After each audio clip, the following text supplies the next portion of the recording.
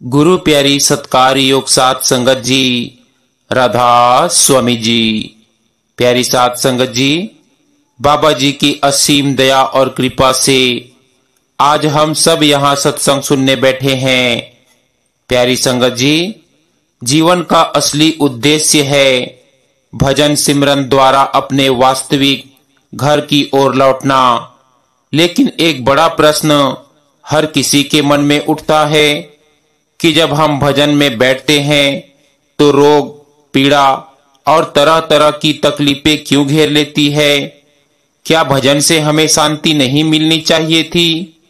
फिर ऐसा क्यों है कि जैसे ही आत्मा नाम सुमिरन की ओर बढ़ती है वैसे ही शरीर में रोग आ जाते हैं, मन में उलझने बढ़ जाती है और जीवन में कठिनाइयां सामने खड़ी हो जाती है?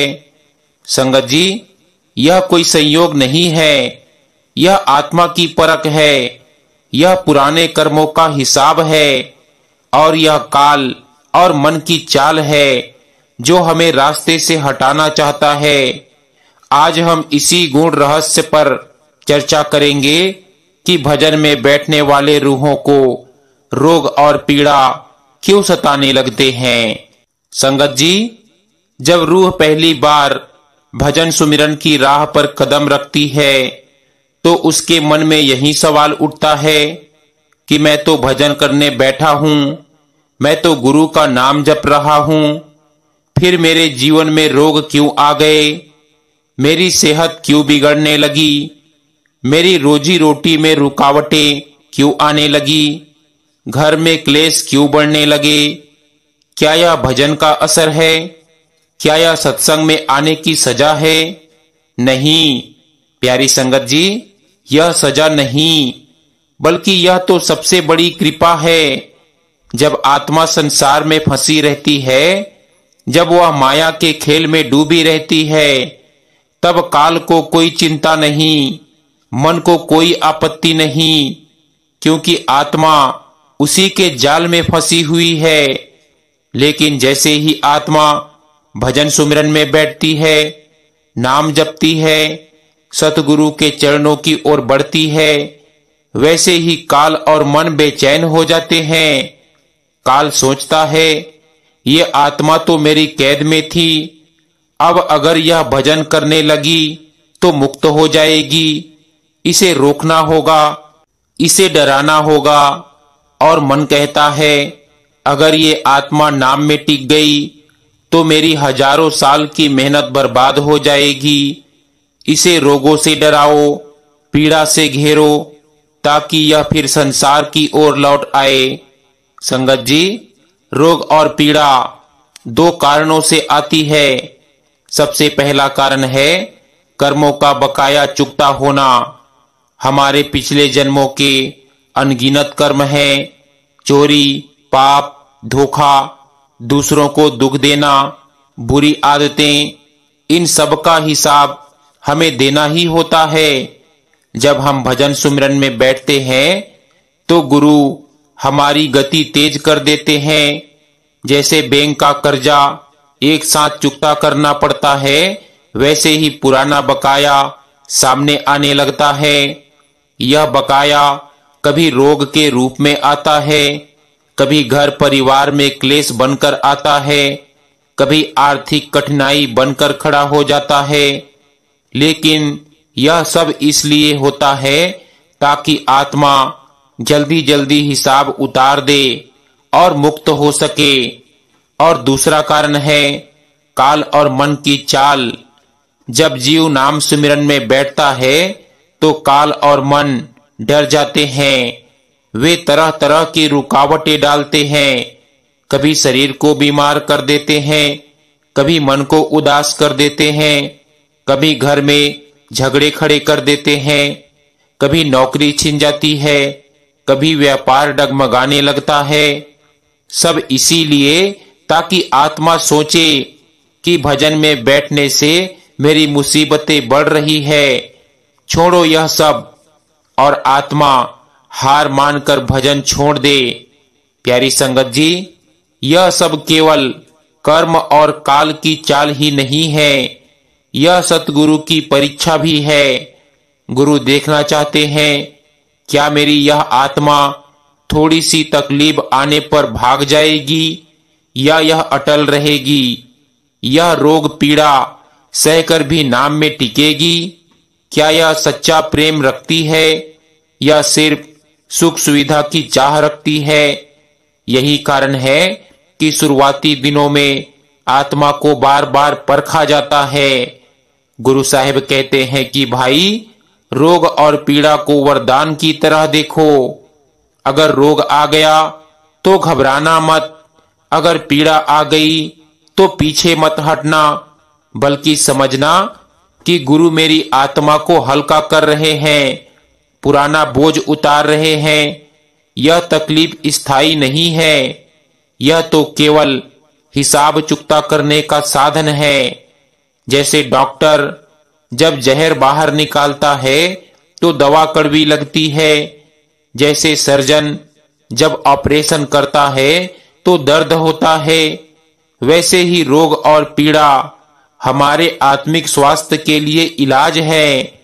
मान लो किसी के घर में बहुत पुराना कचरा भर गया है, सालों तक सफाई नहीं हुई, अब अचानक सफाई शुरू हुई तो धूल उड़ने लगी, बदबू आएंगी, गंदगी चारों ओर फैल जाएंगी।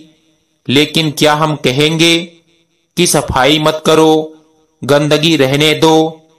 नहीं, हम सहेंगे, धूल और बदबू को बर्दाश्त करेंगे, क्योंकि हमें पता है कि सफाई के बाद घर चमक उठेगा। वैसे ही भजन में बैठने पर जो रोग और पीड़ा आती है वह पुरानी गंदगी का निकलना है। आत्मा का घर साफ हो रहा है।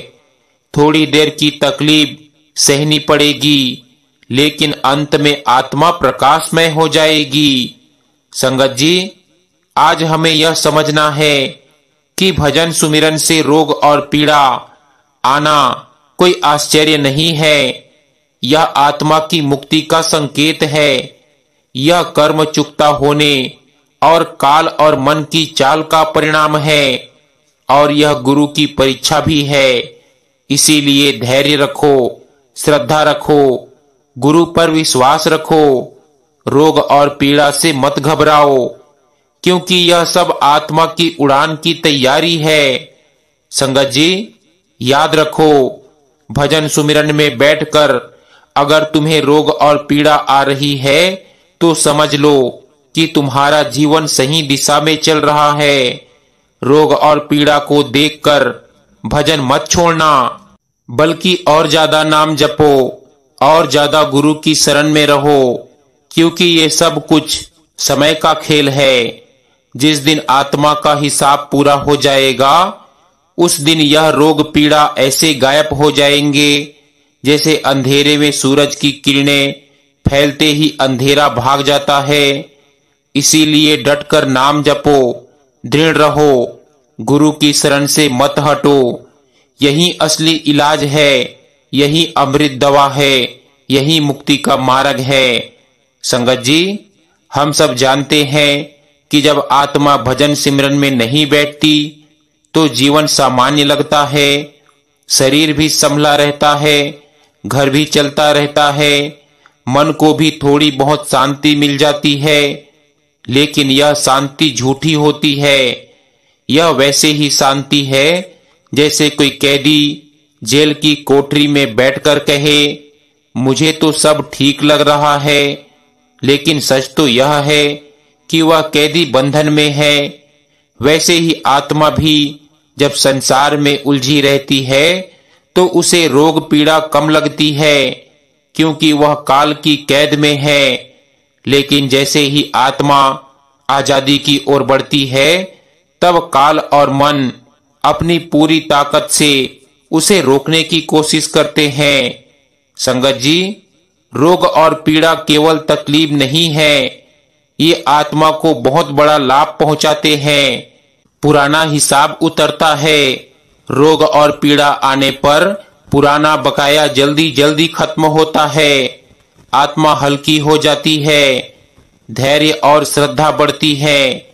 जब इंसान तकलीफ में भी गुरु पर विश्वास रखता है तो उसकी आत्मा मजबूत होती है, गुरु की कृपा और नजदीक आ जाती है।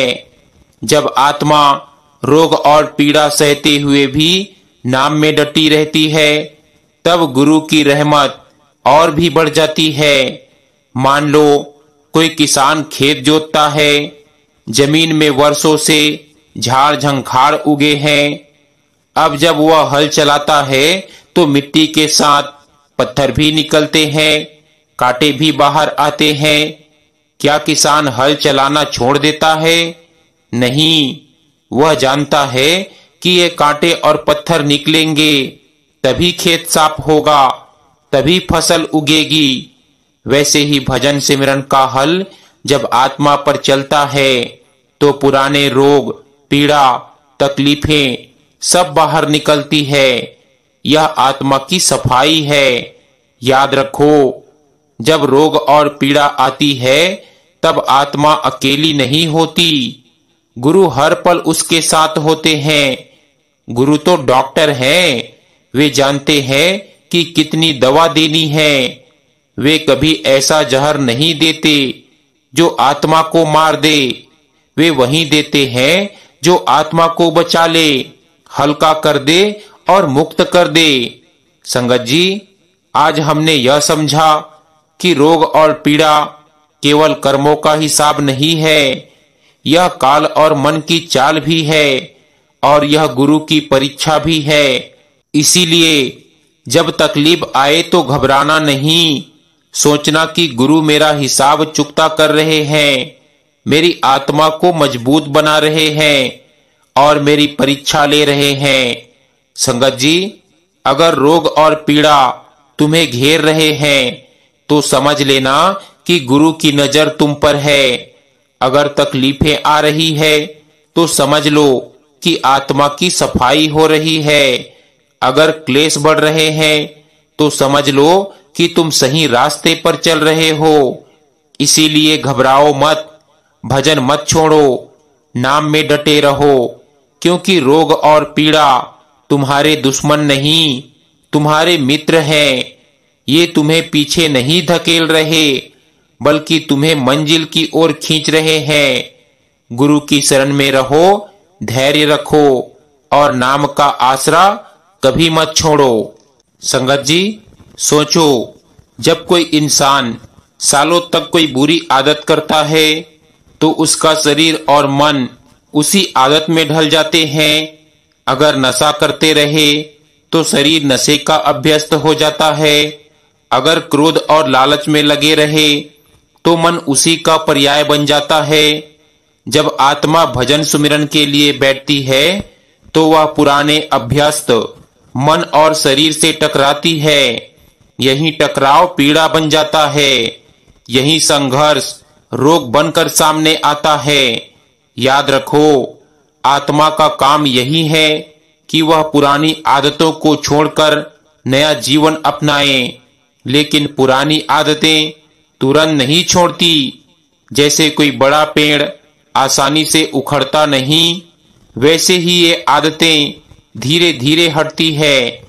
भजन सुमिरन में बैठना मतलब है कि आत्मा साफ होने की प्रक्रिया शुरू कर रही है। पुराने जन्मों के कर्म अचानक सक्रिय हो जाते हैं। बीते हुए पाप और अधूरे कर्म हमें चुभते हैं। कभी यह रोग के रूप में आते हैं, कभी मानसिक पीड़ा के रूप में। संगत जी, जो आत्मा नाम जप कर धैर्य रखती है वह हर तकलीफ को कर्मों की सफाई के रूप में देखती है। जो आत्मा घबराती है वह रोग और पीड़ा को शत्रु मानकर पीछे हट जाती है। संगत जी, गुरु हमारे हर पुराने कर्म और आदत का हिसाब निकालते हैं। जो आत्मा सच्चा प्रेम रखती है वह रोग और पीड़ा में भी नाम में डटी रहती है। जो आत्मा केवल सुख सुविधा के लिए भजन करती है वह छोटी कठिनाइयों में पीछे हट जाती है। यही कारण है कि भजन में बैठते समय सच्चाई की परीक्षा आती है। संगत जी, अगर रोग आता है तो यह संकेत है कि आत्मा अब साफ होने लगी है। अगर पीड़ा आता है तो यह संकेत है कि पुराने कर्म अब हिसाब चुकता करने लगे हैं। जैसे किसान खेत साफ करता है, वैसे ही गुरु और भजन पुरानी आदतों और कर्मों की सफाई कर रहे हैं। जितनी पीड़ा सहेंगे उतना आत्मा हल्की होगी, जितना कठिन संघर्ष होगा उतना आत्मा मजबूत होगी। संगत जी, रोग और पीड़ा अकेले नहीं सहनी होती, गुरु हर कदम पर हमारे साथ होते हैं।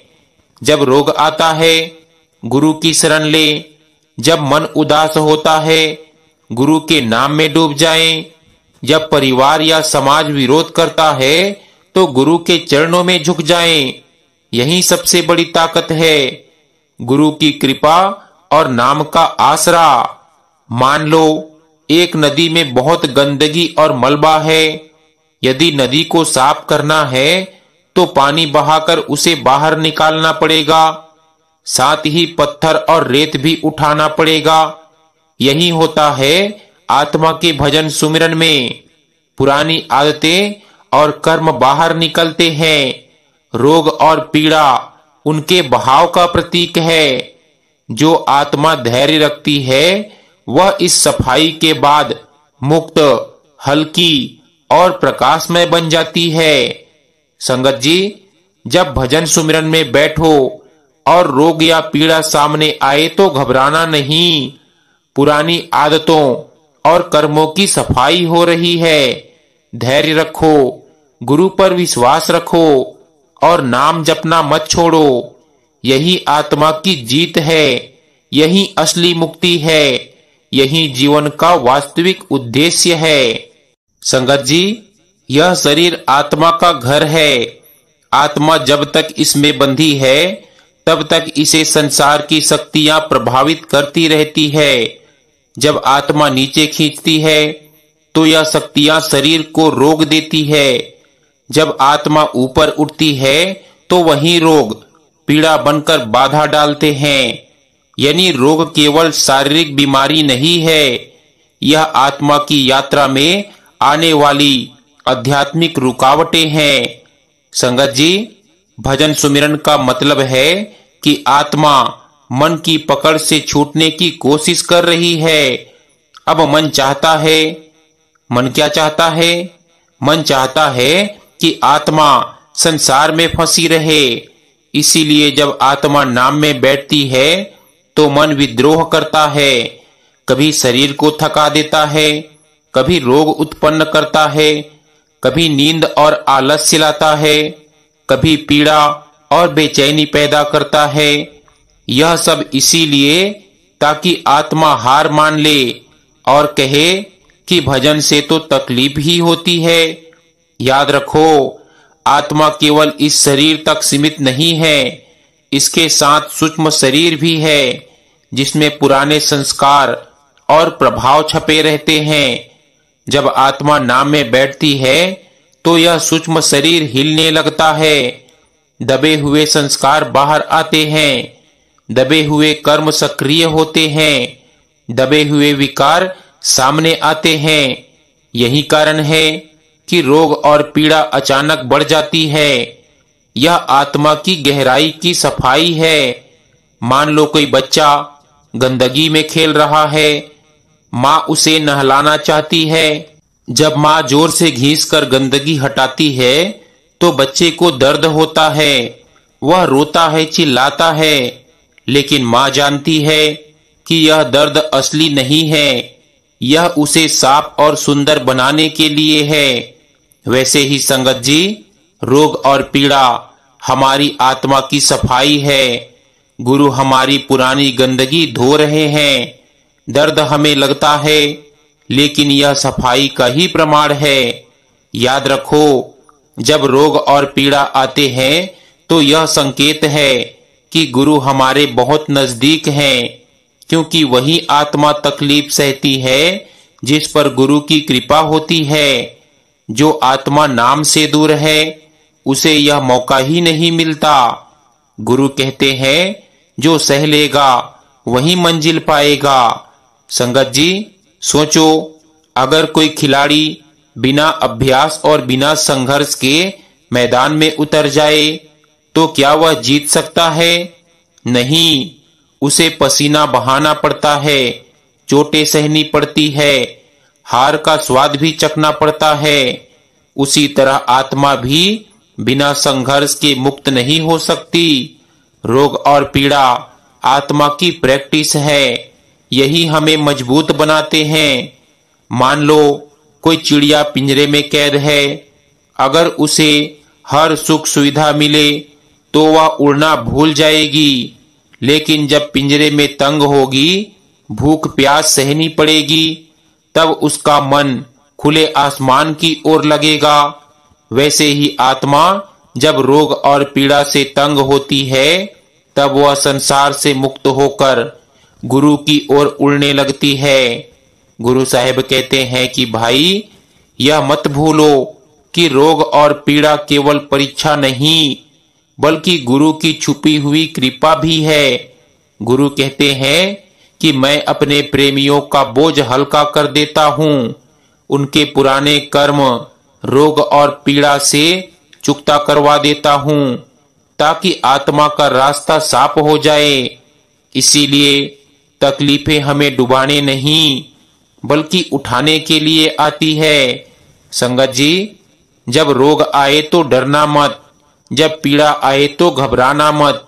यह समझना कि गुरु तुम्हें और मजबूत बना रहे हैं। यह पीड़ा तुम्हें टूटने के लिए नहीं, जुड़ने के लिए है।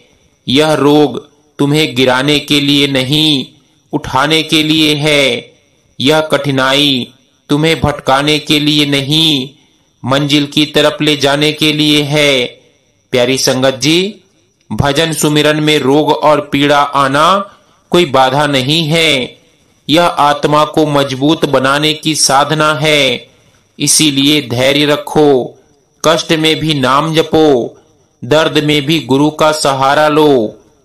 याद रखो, जो आत्मा रोग और पीड़ा में भी भजन नहीं छोड़ती, वही आत्मा मुक्त होकर सतलोक पहुंचती है।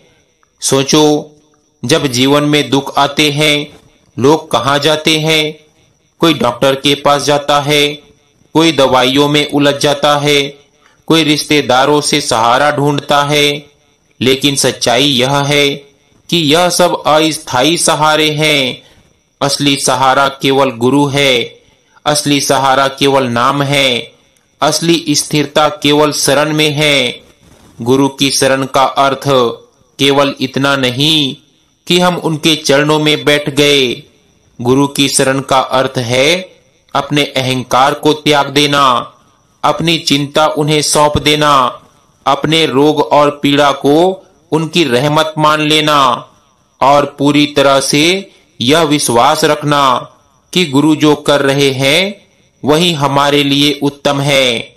संगत जी, जब रोग और पीड़ा आत्मा को हिलाते हैं तो मन डर पैदा करता है, लेकिन जैसे ही आत्मा गुरु के चरणों में टिक जाती है, यह डर मिट जाता है। गुरु की कृपा आत्मा को साहस देती है, गुरु की रहमत आत्मा को धैर्य देती है, गुरु का नाम आत्मा को स्थिर रखता है। मान लो कोई बच्चा तूफान में डर रहा है, बाहर बिजली चमक रही है, हवाएं चल रही है, बादल गरज रहे हैं, बच्चा घबराया हुआ है, लेकिन जैसे ही वह माँ की गोद में जाकर सिर रखता है, उसका डर मिट जाता है। संगत जी, वैसे ही जब आत्मा रोग और पीड़ा के तूफान में होती है और गुरु की शरण में सिर रख देती है, तो आत्मा स्थिर हो जाती है। बाहर का तूफान चलता रहता है, लेकिन भीतर की आत्मा शांत हो जाती है। संगत जी, गुरु ने हमें नाम दिया है। नाम कोई साधारण शब्द नहीं है, यह परम शक्ति है। जब रोग आए तो नाम जपो, जब पीड़ा आए तो नाम में बैठो, जब मन डगमगाए तो वचनों को याद करो। गुरु का नाम आत्मा को इस तरह पकड़ लेता है कि कोई रोग, कोई पीड़ा कोई जाल उसे हिला नहीं सकता। फिर चाहे बाहर का शरीर कितना भी कष्ट पाए, भीतर की आत्मा हिलेगी नहीं। भीतर की आत्मा गुरु की गोद में सुरक्षित रहेगी। अगर आप चाहते हो कि रोग और पीड़ा आपको हिला ना सके, तो गुरु की शरण में रहो। नाम का सहारा कभी मत छोड़ो। वचनों पर अटल विश्वास रखो। याद रखो, रोग आएंगे, पीड़ा आएंगी, कठिनाइयां आएंगी, लेकिन अगर आत्मा गुरु की शरण में है तो वह स्थिर है, सुरक्षित है और अंततः मुक्त है। संगत जी, आम इंसान पीड़ा को श्राप समझता है, लेकिन सत्संगी के लिए यह पीड़ा वरदान है, क्योंकि पीड़ा आत्मा को जागृत करती है। पीड़ा आत्मा को सांसारिक मोह से अलग करती है। पीड़ा आत्मा को गुरु की ओर खींच ले जाती है। अगर जीवन में कभी पीड़ा ना हो तो इंसान नाम में नहीं बैठेगा, वह संसार के सुखों में ही उलझा रहेगा। इसीलिए गुरु रहमत करके कभी कभी पीड़ा भेजते हैं, ताकि आत्मा को झकझोरा जा सके। संगत जी, जब आत्मा भजन सुमिरन करती है तो भीतर छुपा हुआ कर्म बाहर आता है। कभी यह रोग बनकर आता है, कभी मानसिक पीड़ा बनकर, कभी रिश्तों की कठिनाइयां बनकर। लेकिन याद रखो, यह सब आत्मा को साफ करने की प्रक्रिया है। जैसे कपड़ों को धोने में गंदगी निकलती है, वैसे ही आत्मा की गंदगी पीड़ा के रूप में बाहर निकलती है। मान लो कोई सोने का गहना है, उसमें जंग लग गई है, मैल जम गई है। अगर उसे आग में रखा जाए तो वह जलता नहीं, बल्कि और ज्यादा चमकता है। संगत जी, आत्मा भी वैसे ही है। जब पीड़ा की आग आती है तो आत्मा जलती नहीं, बल्कि और अधिक चमक जाती है। यही भजन सुमिरन का चमत्कार है। यह मत सोचो कि पीड़ा आने पर गुरु ने छोड़ दिया। नहीं, याद रखो, पीड़ा गुरु की रहमत का ही रूप है। रोग और कठिनाई आत्मा का बोझ हल्का करने का साधन है। जब आत्मा इन सब के बीच नाम में टिकती है, तब गुरु की कृपा दोगुनी हो जाती है। प्यारी संगत जी, जब भजन सुमिरन में रोग या पीड़ा आए तो कभी इसे श्राप मत समझना। यह वरदान है। यह आत्मा को मंजिल तक ले जाने का रास्ता है। याद रखो, बिना पीड़ा के आत्मा नहीं जागती, बिना कठिनाई के आत्मा नहीं भागती, और बिना भजन के आत्मा मंजिल तक नहीं पहुंचती। इसीलिए हर पीड़ा में गुरु को याद करो, नाम में बैठो और शुक्र करो कि तुम्हें यह रहमत मिली है। संगत जी, प्रेम तो हर कोई सुख में करता है, लेकिन सच्चा प्रेम वही है जो दुख में भी अडिग रहे। जब रोग सताए तब भी नाम से जुड़े रहना, जब पीड़ा बढ़े तब भी गुरु का शुक्राना करना, जब हालात बिगड़े तब भी वचन निभाना। यही सच्चे प्रेमी की पहचान है। सोचो, अगर कोई केवल सुख में गुरु को याद करे और दुख में शिकायत करे, तो क्या वह प्रेम सच्चा कहलाएगा? नहीं, सच्चा प्रेम तो वही है जो हर हाल में गुरु का शुक्र माने। दुख आत्मा की परीक्षा है, रोग गुरु की कसौटी है, और जो प्रेमी इन कसौटियों पर खरा उतर जाए वही मंजिल तक पहुंचता है। मान लो कोई दीपक है, जब हवा चलती है तो सामान्य दीपक बुझ जाता है, लेकिन सच्चा दीपक वही है जो तूफान में भी जलता रहे। संगत जी, आत्मा भी वैसी ही है। सच्चा प्रेमी वही है जो रोग और पीड़ा के तूफान में भी गुरु की महिमा गाता रहे। वह कभी बूझता नहीं, बल्कि और अधिक उजाला करता है। संगत जी, सच्चा प्रेमी जब रोग में होता है तो कहता है कि हे गुरु, यह भी तेरी रहमत है। जब पीड़ा बढ़ती है तो कहता है, हे मालिक, यह बोझ उतारने का तरीका है। और जब हालात कठिन हो जाते हैं तो भी वह मुस्कुराकर कहता है, मुझे तुझ पर पूरा विश्वास है। यही रुख आत्मा को मंजिल तक पहुंचाता है।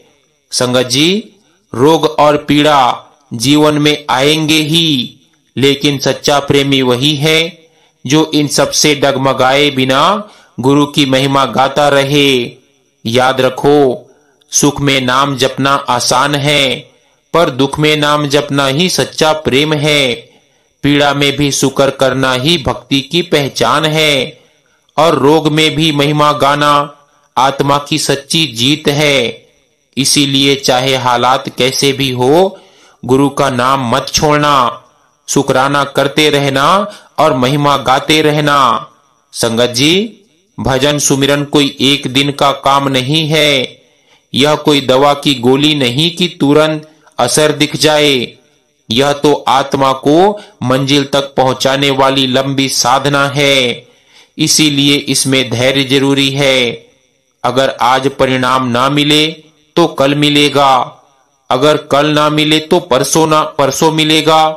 लेकिन जो धैर्य रखेगा वही अंत में मंजिल पाएगा। भजन सुमिरन का असली फल तब मिलता है जब इसे लगातार किया जाए। अगर कभी किया कभी छोड़ा तो आत्मा आगे नहीं बढ़ पाएगी। जैसे कोई किसान खेत में बीज बोकर उसे पानी देना भूल जाए तो फसल नहीं उगेगी। वैसे ही अगर हम नाम का बीज तो बो दें, लेकिन निरंतरता से पानी ना दें तो आत्मा फल कैसे पाएगी। इसीलिए निरंतरता ही आत्मा की असली शक्ति है। गुरु साहब कहते हैं कि मान लो कोई चट्टान है, अगर उस पर हर दिन पानी की छोटी सी धार गिरती रहे तो धीरे धीरे उसमें गहरा निशान बन जाता है।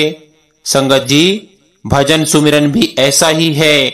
अगर रोज थोड़ा थोड़ा भी किया जाए तो आत्मा पर अमिट छाप छोड़ देता है। निरंतरता से असंभव काम भी संभव हो जाते हैं। अगर आत्मा को मंजिल तक पहुंचाना है तो भजन सुमिरन में धैर्य और निरंतरता रखो। आज अगर परिणाम ना दिखे तो निराश मत होना, बस लगे रहना।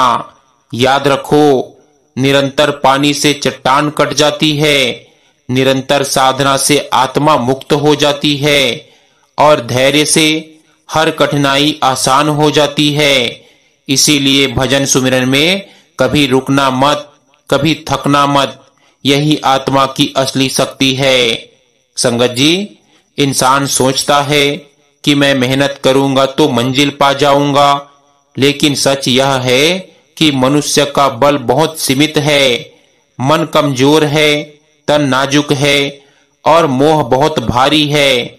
सिर्फ अपने बल पर आत्मा कभी पार नहीं हो सकती। संगत जी, भजन सुमिरन में असली ताकत तब आती है जब गुरु की रहमत साथ होती है।